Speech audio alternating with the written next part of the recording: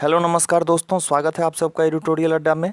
आज के इस एपिसोड में हम लोग बिहार दरोगा मेंस के लिए तीसरा प्रैक्टिस सेट देखेंगे, जिसमें कुल 50 प्रश्न दिए गए हैं और बहुत ही इम्पोर्टेंट प्रश्न इसमें दिए गए हैं। तो वीडियो थोड़ा लंबा हो सकता है क्योंकि हर एक क्वेश्चन को हम लोग यहाँ पर डिस्कशन करते हुए चलेंगे। जो भी उससे बनने वाले अन्य प्रश्न हैं उस पर भी चर्चा करेंगे, तो वीडियो को स्किप ना करें, पूरा वीडियो देखें।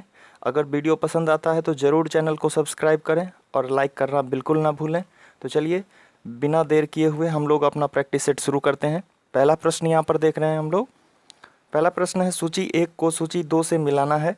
तो सूची 1 में दिए गए हैं जैन तीर्थंकर के नाम हैं और सूची 2 में उनके प्रतीक चिन्ह को दिया गया है। तो क्या होगा सही जवाब, कौन सा मिलान इसमें सही होगा उसको आपको बताना है। तो कौन सा सही जवाब होगा?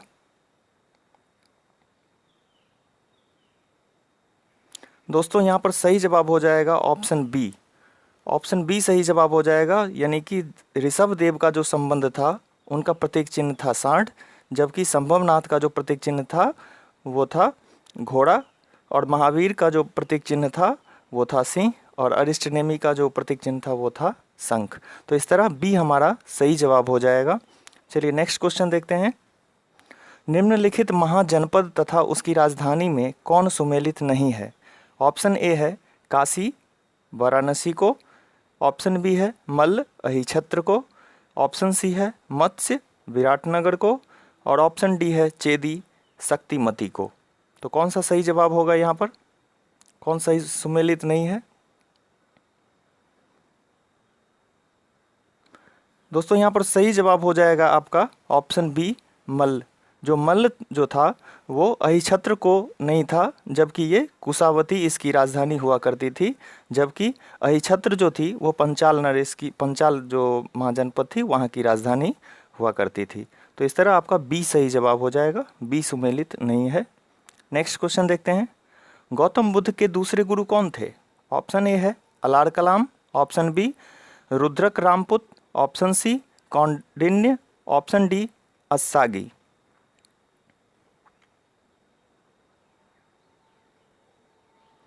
यहाँ सही जवाब हो जाएगा ऑप्शन बी रुद्र करामपुत। तो रुद्र करामपुत जो थे इनके दूसरे गुरु थे, जबकि अलार कलाम इनके पहले गुरु माने जाते हैं। Next question. निम्नलिखित बौद्ध सभाएं तथा उनके अध्यक्ष का सही मिलान करना है। बौद्ध सभा दी गई है और साथ ही साथ उनके अध्यक्ष के नाम दिए गए हैं। तो कौन सा इसमें सही जवाब हो जाएगा, इसको जरा मैच कीजिए।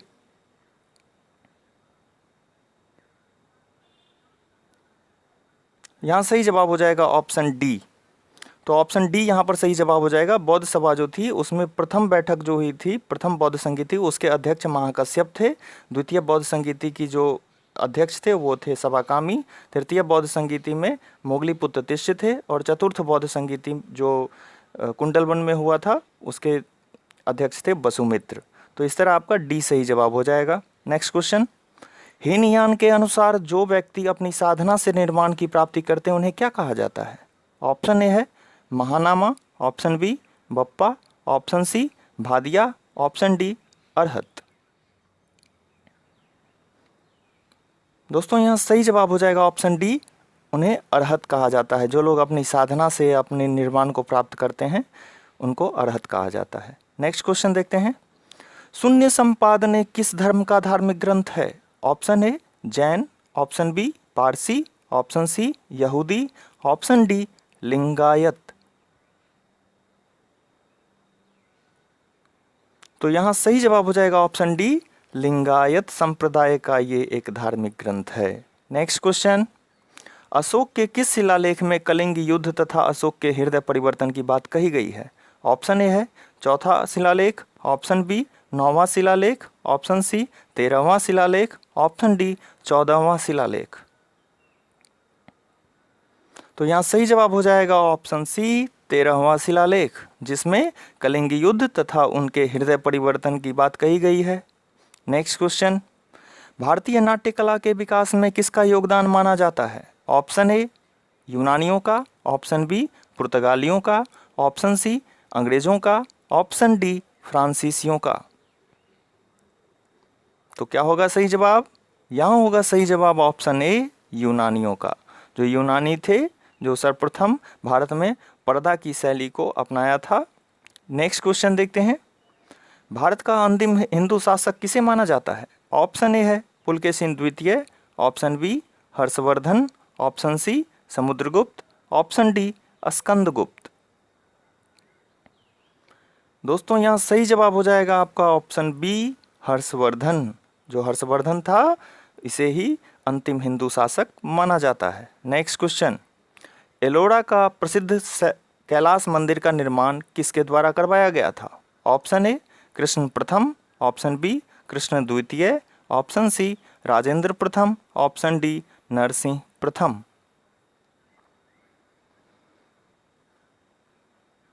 तो यहाँ सही जवाब हो जाएगा आपका ऑप्शन ए कृष्ण प्रथम। कृष्ण प्रथम के द्वारा ही कैलाश मंदिर जो एलोरा में है इसका निर्माण करवाया गया था। नेक्स्ट 11 नंबर क्वेश्चन, सूची 1 को सूची 2 से यहाँ फिर से सुमेलित करना है। यहाँ पर कुछ विभाग दिए गए हैं और उसके सुल्तान दिए गए हैं, तो कौन से विभाग किस सुल्तान के द्वारा जारी किए गए थे, शुरू किए गए थे, उसका आपको सही मिलान करना है। तो यहाँ सही जवाब हो जाएगा ऑप्शन सी, क्योंकि दीवाने मुस्तखराज जो था वो अलाउद्दीन खिलजी के द्वारा शुरू किया गया था।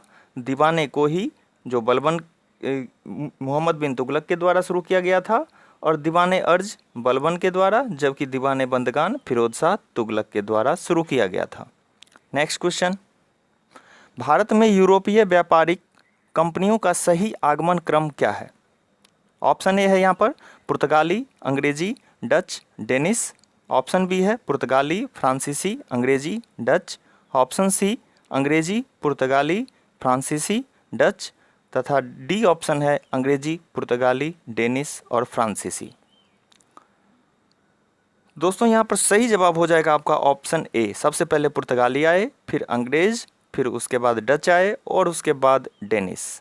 तो इस तरह आप देख सकते हैं, सबसे पहले जो आगमन वर्ष था वो पुर्तगाली का 1498 ईस्वी में, अंग्रेज 1600 ईस्वी में, डच 1602 ईस्वी में इसकी स्थापना हुई थी, जबकि डेनिश 1616 ईस्वी में, फ्रांसीसी 1664 ईस्वी में और सबसे अंतिम में आए स्वीडिश जो 1731 ईस्वी में इसका स्थापना हुआ था। नेक्स्ट क्वेश्चन, किस युद्ध के बाद भारत में डचों की गतिविधि समाप्त हो गई? ऑप्शन ए है वांडीवास का युद्ध, ऑप्शन बी बेदरा का युद्ध, ऑप्शन सी सामूगढ़ का युद्ध, ऑप्शन डी इनमें से कोई नहीं। तो यहाँ सही जवाब हो जाएगा ऑप्शन बी बेदरा का युद्ध। तो बेदरे के युद्ध में ही डचों का जो था पूर्ण तरह से शक्ति खत्म हो गई और ये युद्ध हुआ था 1759 ईस्वी में। चलिए नेक्स्ट क्वेश्चन देखते हैं, भारत में रविवार की छुट्टी की शुरुआत किस गवर्नर जनरल के शासनकाल में हुई? Option A Charles Metcalfe, option B Lord Auckland, option C Lord Ellenborough, option D Lord Hardinge. तो यहाँ सही जवाब हो जाएगा option C Lord Ellenborough. Next question, Gurmukhi लिपि को किसने आरंभ किया था? Option A Guru Nanak, option B Guru Govind Singh, option C Guru Tegh Bahadur, option D Guru Angad. तो यहाँ पर सही जवाब होगा ऑप्शन डी गुरु अंगद के द्वारा गुरुमुखी लिपि अपनाई गई थी। नेक्स्ट, मोपला विद्रोह का प्रभावित क्षेत्र कौन था? तो इसका सही जवाब हो जाएगा ऑप्शन सी केरल। तो केरल में ही ये मोपला विद्रोह हुआ था और इसके जो नेता थे ली मुसलियार हुआ करते थे, जो 1921 ईस्वी में ये हिंदू नंबूधारी और नायर भूमि स्वामी के जो बटाईदार और काश्तकार थे इनके बीच की ये बात हुई थी। Next question, east Indian association की स्थापना किसके द्वारा की गई थी? ऑप्शन ए दादा भाई नौरोजी, ऑप्शन बी राजा Ram Mohan Roy, option C Shishir Kumar Ghosh, option D Satyendra Nath Sinha. तो यहाँ पर सही जवाब हो जाएगा ऑप्शन ए दादा भाई नौरोजी। 1866 ईस्वी में ईस्ट इंडिया एसोसिएशन की स्थापना लंदन में की थी। नेक्स्ट, हरिजन सेवक संघ की स्थापना कब की गई थी? ऑप्शन ए है 1936 ईस्वी, ऑप्शन बी 1932 ईस्वी, ऑप्शन सी 1930 ईस्वी, ऑप्शन डी 1934 ईस्वी। तो हरिजन सेवक संघ की स्थापना जो की गई थी वो महात्मा गांधी के द्वारा 1932 ईस्वी में की गई थी। नेक्स्ट, निम्नलिखित समाचार पत्र और संपादक का मिलान करना है कि कौन से समाचार पत्र किसके द्वारा निकाले गए थे। तो यहाँ पर दिया गया है सबसे पहला मिरातुल अखबार, यहाँ पर आप देख सकते हैं, दूसरा है रफ्त गुफ्तार, तीसरा है हिंदू पैट्रियट और चौथा है इंडियन मिरर। तो कौन सा सही मिलान इसमें होगा? दोस्तों यहाँ पर सही जवाब हो जाएगा ऑप्शन बी। तो ऑप्शन बी यहाँ पर बिल्कुल सही जवाब हो जाएगा। नेक्स्ट क्वेश्चन देखते हैं, 3 जून योजना का संबंध किससे है? ऑप्शन ए है सत्ता हस्तांतरण से, ऑप्शन बी लॉर्ड माउंटबेटन से, ऑप्शन सी भारत विभाजन से, ऑप्शन डी उपर्युक्त सभी। तो यहाँ सही जवाब हो जाएगा ऑप्शन डी उपर्युक्त सभी। जो सत्ता हस्तांतरण से भी था, लॉर्ड माउंटबेटन ने ये योजना लाई थी और इसका संबंध भारत विभाजन से था। नेक्स्ट, भूगोल का जनक किसे माना जाता है? Option A Eratosthenes, option B Alexander von Humboldt, option D Hecataeus, option D Anaximander. यहाँ पर सही जवाब होगा ऑप्शन सी हिकेटियस। तो हिकेटियस को भारत का जनक माना जाता है, जबकि व्यवस्थित भूगोल का जनक माना जाता है इरेटोस्थनीज को। इरेटोस्थनीज ने ही सबसे पहले भूगोल शब्द की खोज की थी। नेक्स्ट, सौरमंडल का दूसरा सबसे बड़ा उपग्रह कौन सा है? Option A Ganymede, option B Phobos, option C Titan, option D Deimos. तो यहाँ सही जवाब होगा ऑप्शन सी टाइटन, जो शनि का उपग्रह है। नेक्स्ट, सामान्यतः पृथ्वी पर उपसौर की स्थिति कब होती है? ऑप्शन ए है 3 जनवरी, ऑप्शन बी 4 जुलाई, ऑप्शन सी 22 मार्च, ऑप्शन डी 22 सितंबर।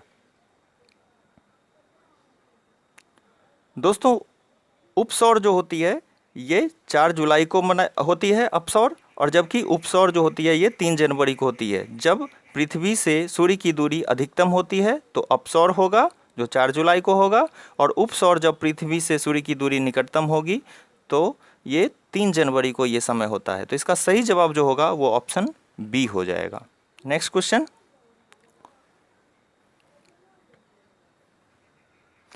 यहाँ पर 24 नंबर क्वेश्चन देखते हैं हम लोग, पृथ्वी पर दिन व रात छोटा बड़ा किस कारण से होता है? ऑप्शन ए है पृथ्वी का अपने अक्ष पर घूर्णन के कारण, ऑप्शन बी पृथ्वी के सापेक्ष सूर्य की गति के कारण, ऑप्शन सी सूर्य के अक्ष का झुकाव के कारण, ऑप्शन डी पृथ्वी का सूर्य के चारों ओर परिभ्रमण के कारण। तो यहाँ पर सही जवाब जो होगा वो होगा ऑप्शन सी पृथ्वी के अक्ष का झुकाव के कारण, और ये 23.5 डिग्री झुकी हुई है। नेक्स्ट क्वेश्चन, पटकाई की पहाड़ियाँ भारत को अपने किस पड़ोसी देश से अलग करती है? Option A Bhutan, option B Nepal, option C Myanmar, option D चीन। तो पटकाई की जो पहाड़ी है वो भारत और म्यांमार की सीमा क्षेत्रों में होती है। चलिए नेक्स्ट क्वेश्चन, निम्नलिखित में से कौन सी नदी द रिवर ऑफ इफेमेरल है? ऑप्शन ए सोन नदी, ऑप्शन बी झेलम नदी, ऑप्शन सी कावेरी नदी, ऑप्शन डी लूनी नदी। तो यहाँ पर सही जवाब हो जाएगा ऑप्शन डी लूनी नदी होगी। जो नदी स्वतः जमीन में ही लुप्त हो जाती है उस रिवर को हम द रिवर ऑफ इफेमेरल के नाम से जानते हैं। नेक्स्ट क्वेश्चन, डिडवाना झील भारत के किस राज्य में स्थित है?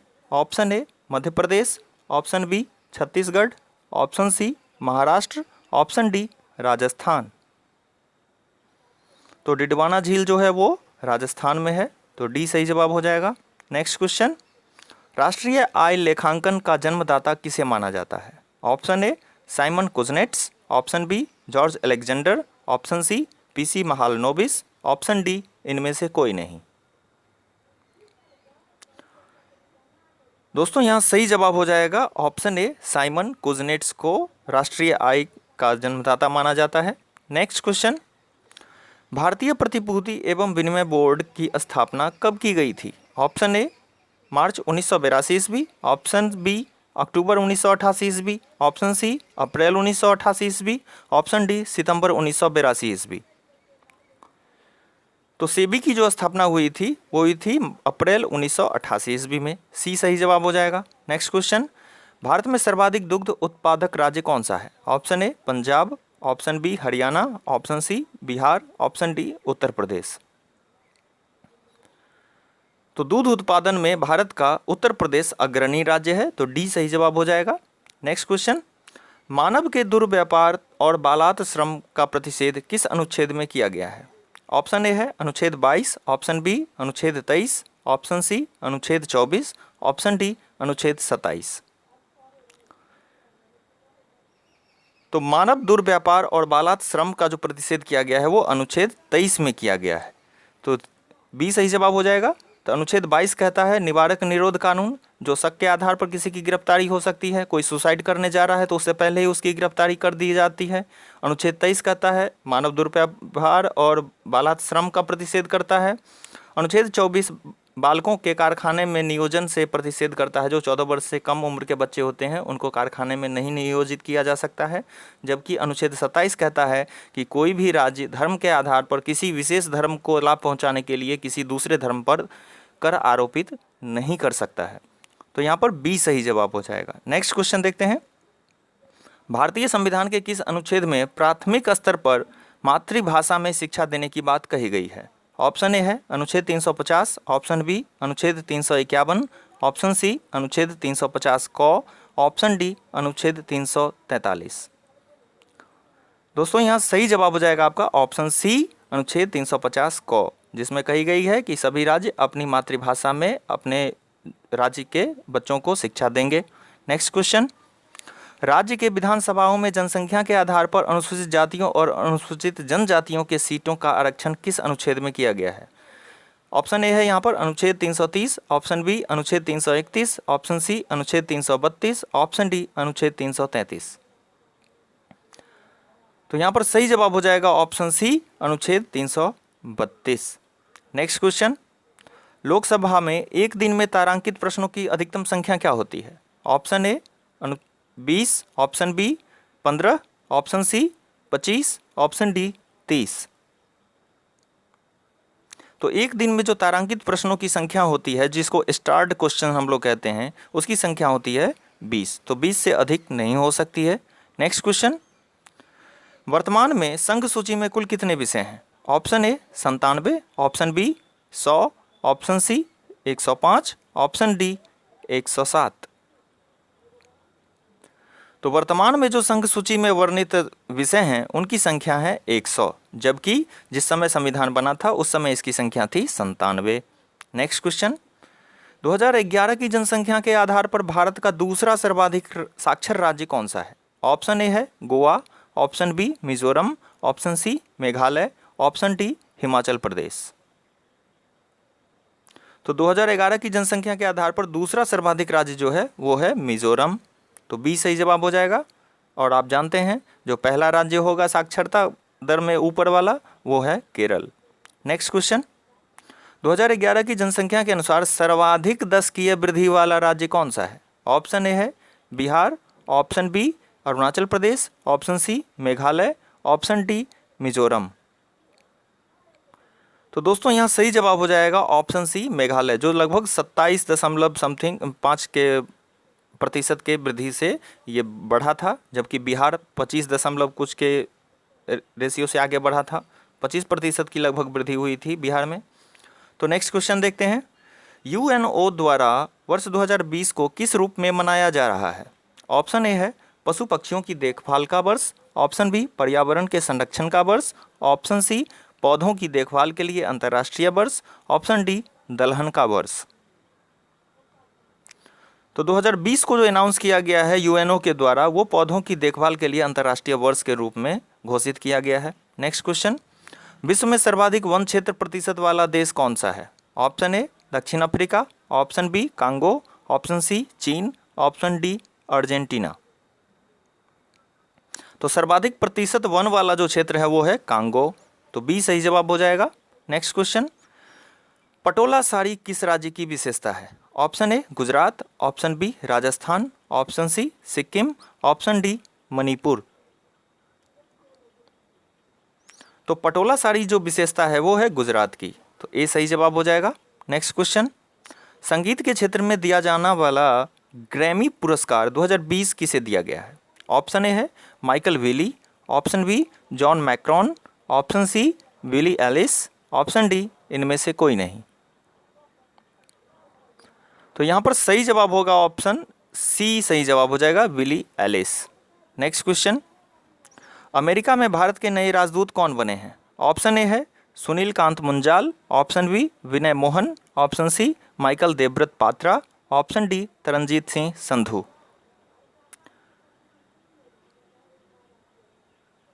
तो यहाँ पर सही जवाब होगा ऑप्शन डी, तरनजीत सिंह संधू को अमेरिका में नया राजदूत बनाया गया है। नेक्स्ट क्वेश्चन, यहाँ पर कुछ मैथ के क्वेश्चन दिए गए हैं, तो यहाँ से मैथ और रीजनिंग के क्वेश्चन आपको देखने को मिलेंगे। तो यहाँ पर क्वेश्चन है, एक कार पहले 35 किलोमीटर की यात्रा 45 मिनट में और शेष 69 किलोमीटर की यात्रा 75 मिनट में तय करती है, तो कार की औसत गति क्या है? जो कार की औसत गति क्या है यहाँ पर?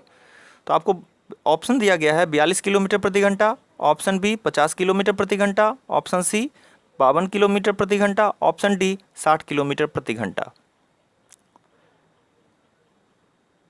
यहाँ पर आप समय ले सकते हैं, पॉज करके क्वेश्चन को बना सकते हैं और फिर अपना आंसर दे सकते हैं।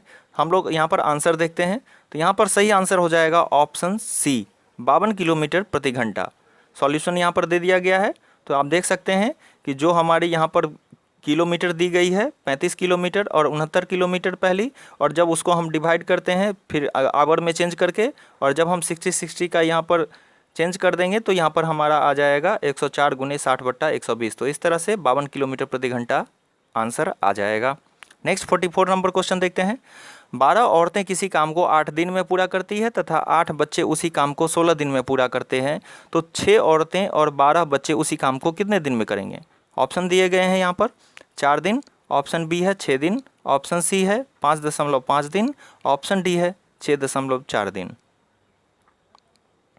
दोस्तों यहाँ पर सही जवाब हो जाएगा ऑप्शन डी 6.4 दिन। सॉल्यूशन आप यहाँ पर देख सकते हैं, तो पॉज करके आप इस सॉल्यूशन को समझ सकते हैं अगर कहीं परेशानी हो रही है तो। नेक्स्ट क्वेश्चन देखते हैं। यहाँ पर दिया गया है cos 0 degree into cos 1 degree and cos 2 degree and so on cos 90 degree तक यहाँ पर दिया गया है और सबको मल्टीप्लाई करना है, तो आंसर क्या आएगा? ऑप्शन ए दिया गया है 0, option B 1, option C -1, option D 1/√2। दोस्तों यहाँ पर सही जवाब हो जाएगा आपका ऑप्शन ए 0 होगा। क्यों होगा 0?